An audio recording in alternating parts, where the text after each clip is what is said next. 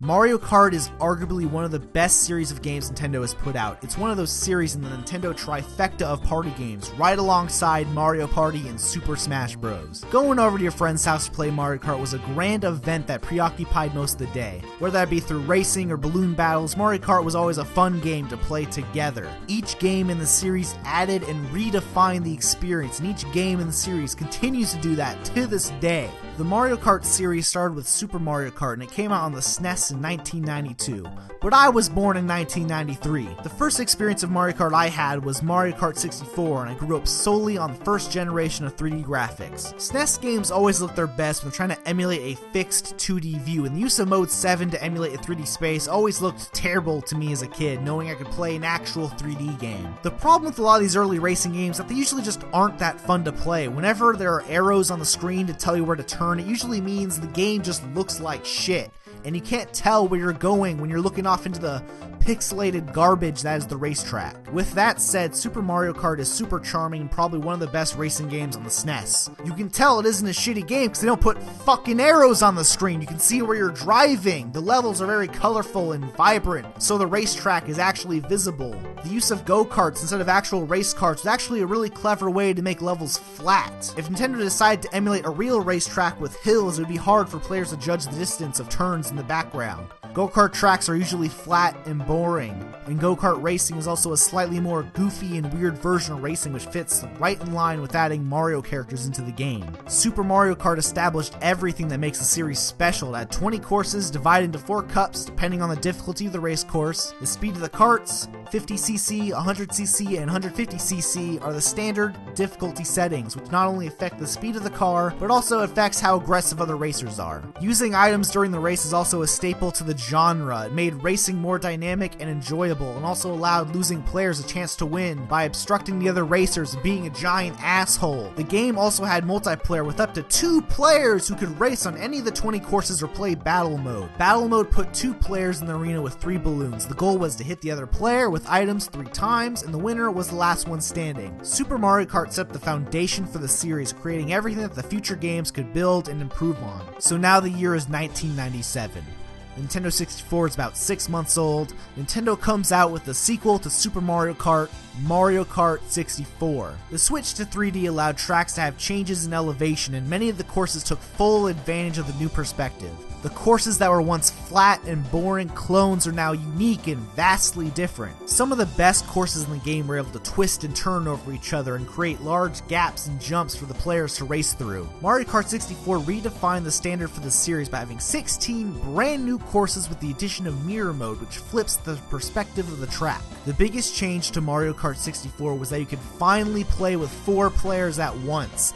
It was revolutionary for the time. It turned a quiet, isolated activity into a screaming, nightmare-fueled extravaganza. It was a sadistic game where you ruin lifelong friendships. One of the best parts about Mario Kart 64 is the way players get hit by items. In Super Mario Kart, when you hit someone with a shell, there's minimal impact and the character usually just slows down. When you hit someone with the green shell in Mario Kart 64, their cart just gets fucking demolished and their character screams in agony. Battle mode was also great. All the hype-ass balloon battles happened at Block Fort. Block Fort is the fucking hypest shit. Okay, Skyscraper and Double Deck were alright. All the fucking nerds went to Big Donut. Mario Kart 64 is the retro classic that could easily be described as one of the best Mario Karts. So now it's a couple years later, it's 2001, and Nintendo puts out Mario Kart Super Circuit for its portable system, the Game Boy Advance. And I gotta be honest, I never really played this game. Even as a kid, the biggest Nintendo fan of all time, I looked at the back of the box and realized it's basically that shit-ass fake 3D shit like Super Mario Kart, and I never tried it. Now let's fast forward this for a bit. It's 2011. I just bought a brand new 3DS for $250. The 3DS is complete shit. No one's buying it, it's expensive as fuck, there's absolutely no games for it besides Ocarina of Time. Nintendo says, well, let's drop the price to $170, but don't worry, for the complete fucking idiots that bought it for $250, we're gonna give you a bunch of free virtual console games. Mario Kart Super Circuit was one of those virtual console games, so I tried it out. It was alright. I'm not saying it's shit, but they put arrows on the screen. Not because the game looks like shit, it's just because you can't see shit. You see, the Game Boy and the Game Boy Advance had this problem where there's no backlight on the screen. Basically, if it was dark, the screen didn't light up. The game's actually pretty detailed and looks pretty slick for a Game Boy Advance game. It's got a bunch of tracks that are all flat and boring, but now they're like stylish and unique. Now, you gotta realize that Mario Kart is at its best when you're playing with your friends. The problem is that playing multiplayer on a handheld, it's just kinda awkward at this point in time. So imagine this scenario. You gotta use the link cable to link the 4 Game Boy Advances together, right? And the cable's usually pretty short. So you got 4 guys huddled together with their Game Boy Advances, chained together by the 3-foot link cable, just confined to a square meter on the floor, just playing grab ass with each other as they play Mario Kart on a tiny, dim-lit 4-inch screen. Or you can play Mario Kart 64! So now it's a couple years later, 2003. Nintendo comes out with Mario Kart Double Dash on the GameCube.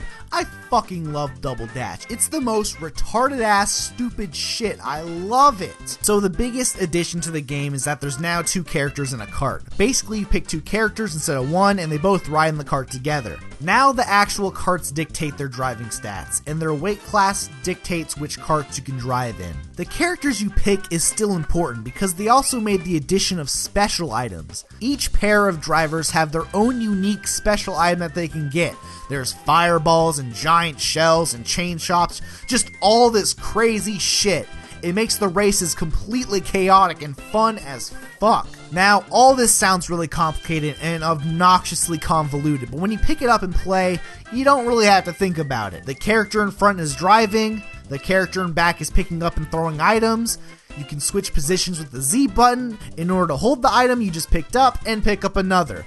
That's all you really have to worry about. Though multiplayer is also really fun in this game because you can play with 2 players in 1 cart. The way to switch positions is for both players to press the Z button at the exact same time, which can lead to some hilarious situations when things go wrong. And when you're playing Mario Kart, things go wrong all the fucking time. The battle mode has much more depth in this game with 2 brand new modes. In addition to the classic balloon battle, there's also Shine Thief. It's some stupid shit. And the greatest battle mode of all time, Bomb on Blast. In Bomb on Blast, all you do is grab a shit ton of bomb bombs, you just throw them at each other and blow shit up.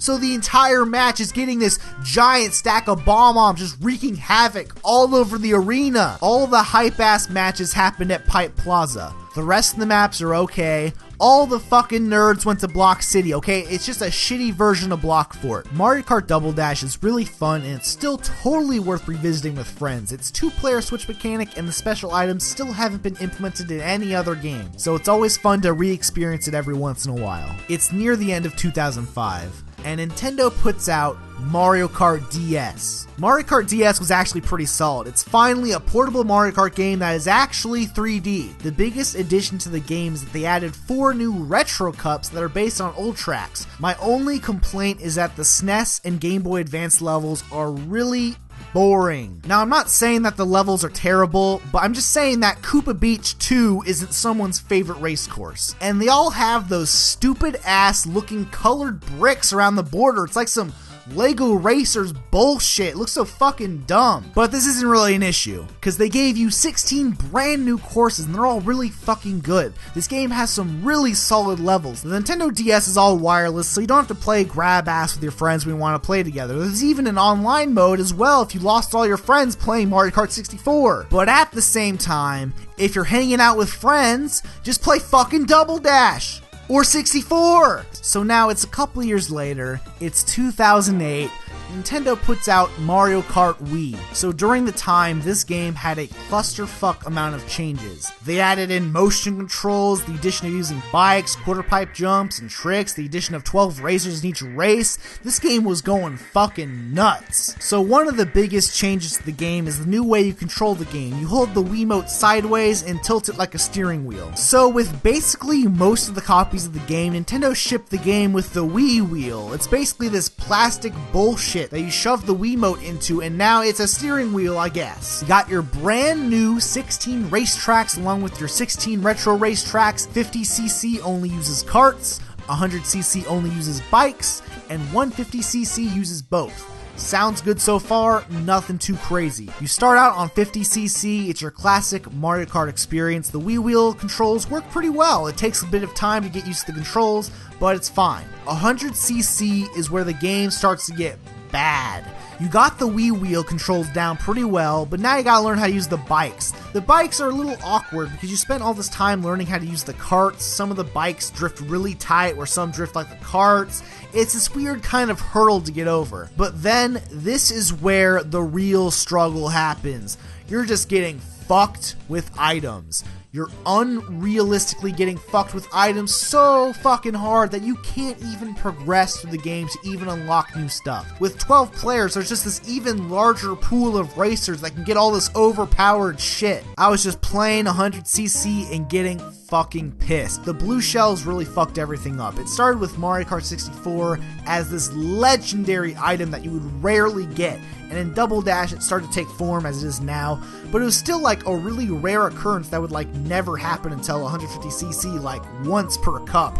But now you're just getting fucked every race. The multiplayer was actually really good for Nintendo standards because you can actually go online and play with people. Now you gotta realize this is 2008.